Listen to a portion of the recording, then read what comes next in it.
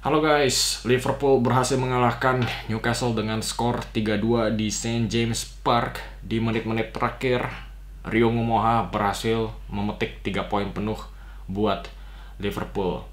Sebelum laga ini, Newcastle sebetulnya punya rekor yang sangat buruk melawan Liverpool. 17 laga terakhir, 15 kali kalah, 2 kali seri. Dan Liverpool melanjutkan rekor buruknya Newcastle ini. Dan sebelum laga kita juga sudah tahu ceritanya Alexander Isak yang mau pergi dari Newcastle ke Liverpool. Jadi Newcastle itu pastinya mau menunjukkan mereka tuh punya gengsi, mereka bisa mengalahkan Liverpool, dan sebaliknya Liverpool pun juga ada gengsi karena mereka mau menunjukkan bahwa mereka tuh memang sepantasnya klub idamannya Alexander Isak. Dan akhirnya Liverpool yang berhasil memenangkan adu gengsi ini. Jadi di awal-awal pertandingan, dari menit 0 sampai ke 25 sampai ke 30, kelihatan St. James Park itu atmosfernya sangat tinggi banget. Jadi tujuannya Liverpool tuh mereka ingin meredupkan tensinya dulu. Karena tensinya itu seperti pemain ke-12.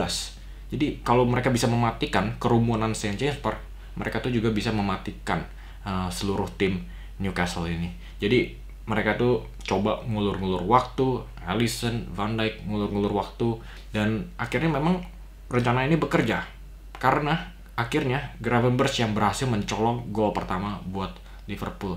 Gol ini berhasil mengambil bisa dari racunnya Newcastle ini, karena dengan 1-0 kerumunannya Newcastle itu langsung terdiam. Dan akhirnya Anthony Gordon juga nekel keras si Van Dijk sampai luka merah-merah gitu di kakinya, kena kartu merah karena kecepatannya Gordon itu memang kilat, terlalu agresif. Itu kalau misalnya lebih tinggi lagi bisa matahin kaki orang loh. Jadi itu keputusan yang benar bagi Simon Hooper, dan skor 1-0 nih. Terus dapat kartu merah. Liverpool ini di atas angin, mereka bisa ngontrol tempo permainan. Di babak kedua, Arne Slot masih belum keluar dari goanya pun Ekitike langsung mencetak gol 2-0. Ekitike ini soalnya sebelum datang ke Liverpool gue lihatnya dia itu tipe Bobby Firmino, striker false nine yang mungkin jago dalam link up dan assist, tapi mungkin agak sedikit mandul di depan gawang dan nggak bisa diandalkan untuk menjadi pencetak gol. Tapi dalam liga terakhir Ekitike berhasil mencatat 3 gol. Ini membuktikan bahwa gue itu nggak perlu overthinking soal Ekitike ini karena dia itu memang ternyata gol mesin. 2-0. Nah sekarang giliran Liverpool mulai berpikir gimana nih rencana selanjutnya. Apakah mereka mainnya santai? Tapi akhirnya malah mereka tuh yang mainnya terlalu santai. Karena Newcastle tuh udah gak ada pressure. Mereka tuh mainnya udah gak ada Isak, gak ada Gordon, 2 pemain kunci mereka. Jadi mereka tuh ngandalinnya set piece, dari throw in, corner kick, bola-bola lambung, kasih ke Dan Burn, segalanya semuanya kasih ke Dan Burn, tiang lampu. Dan ya berhasil taktik ini karena memang titik kelemahannya Liverpool itu memang kurang tenang, apalagi banyak pemain baru. Szoboszlai di posisi right back, Kerkez di left back, kelihatannya masih bingung. Dia tuh nggak tahu kapan harus agresif melakukan pressing, kapan harus mundur, kacau balau positioningnya. Dan gol pertama Newcastle, Bruno Guimaraes itu free header loh, nggak dihadang sama sekali sama si Kerkez ini. Dia malah ngebalikin badan. Dia ngapain? Lihat bolanya pun enggak sama sekali. Ini weak defending buat gue sih. Karena dia tuh harus lebih keras lagi, harus lebih ngotot. Tapi kelihatannya dia terlalu lemah. Tapi ya mungkin karena faktor usia, 21 tahun, ya mungkin kita masih bisa kasih keringanan lah. Jadi gue harus ngomongin nih, Szoboszlai di right back. Konate otaknya juga udah di Madrid kelihatannya.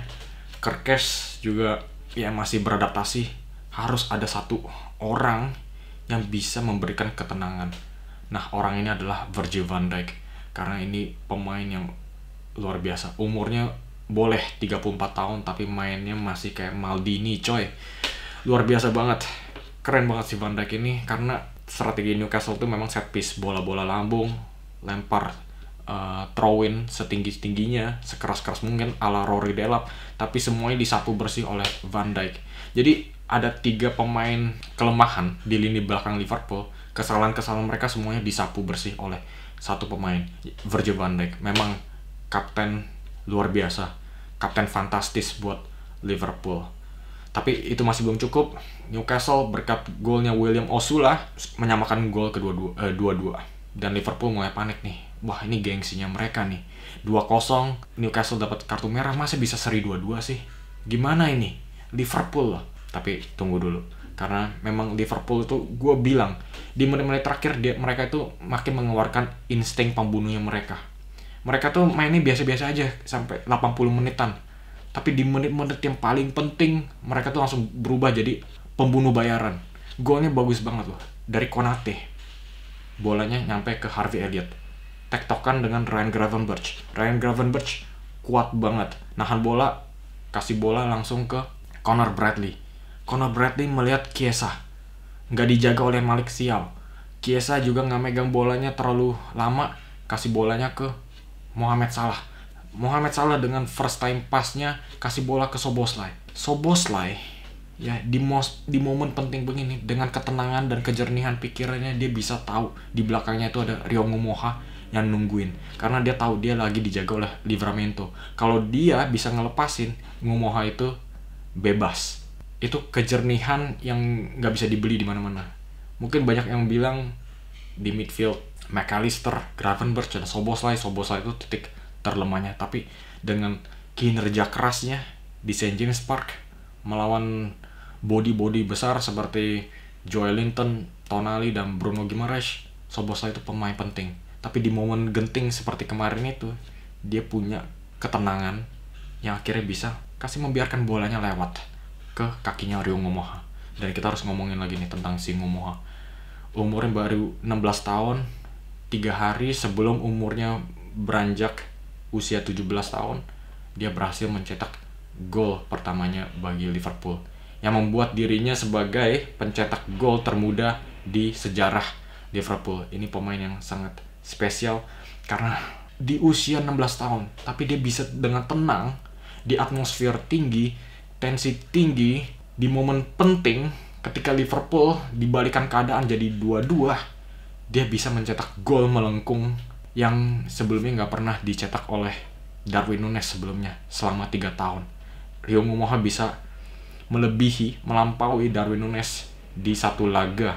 Oke guys, jadi begitulah analisa Liverpool melawan Newcastle.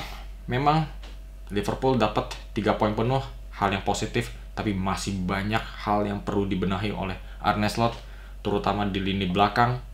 Kerkez masih belum beradaptasi, back kanan juga Connor Bradley masih belum fit, Joe Gomez sering cedera, Frimpong juga kelihatannya agak sedikit rentan cedera. Terus juga masih ada masalah Florian Wirtz yang kelihatannya masih belum nyetel sama seberapa fisikalnya Liga Inggris ini.